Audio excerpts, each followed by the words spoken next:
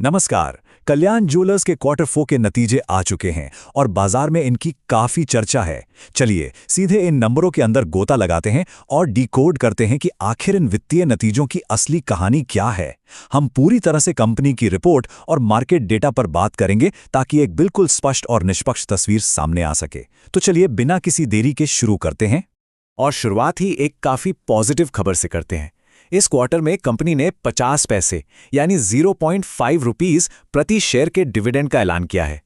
Numbers की गहराई में जाने से पहले ये एक बहुत ही बढ़िया शुरुआत है। ये साफ दिखाता है कि कंपनी अपने शेयरधारकों को वैल्यू वापस लौटाने के मजबूत इरादे में है।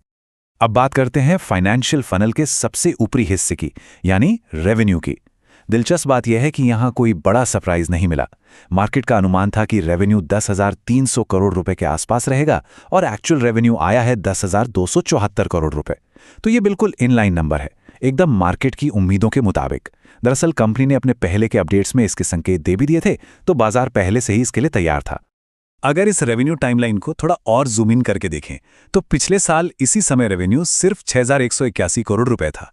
वहां से ये उछलकर सीधा 10,274 करोड़ रुपए हो गया है।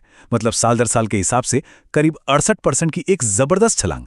हालांकि अगर हम इसे ठीक पिछली तिमाही से कंपेयर करें, जहां यह आंकड़ा 10,343 करोड़ रुपए था, तो ग्रोथ एकदम फ्लैट नजर आती है। लेकिन लॉन्ग टर्म में ये एक बहुत ही सॉलिड छलांग है।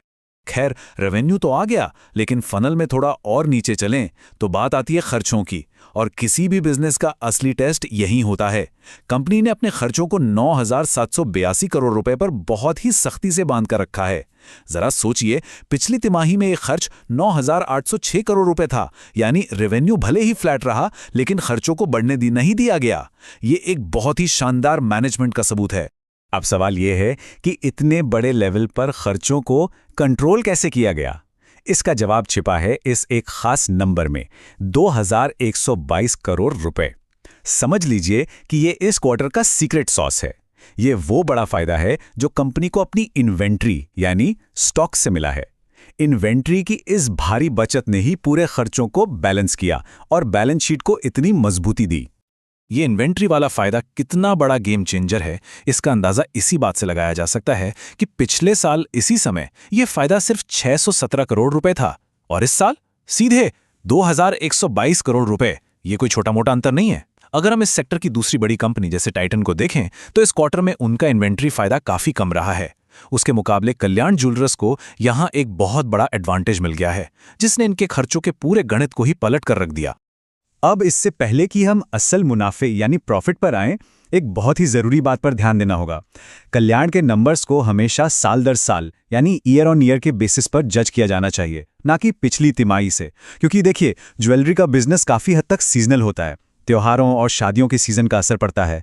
इसलिए सही और स्पष्ट तस्वीर तभी मिलेगी जब हम इस साल की तुलना पिछले साल की इसी अवधि से करें। इसी नजरिए से हमें आगे के आंकड़े देखने होंगे।